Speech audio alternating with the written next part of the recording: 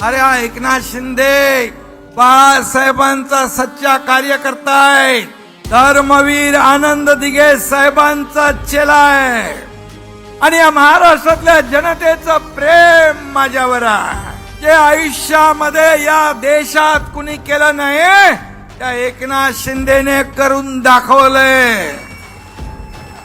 अरे ठाणे हा एकनाथ शिंदे आणि दिघे साहेबांचा बालेकिल्ला आहे.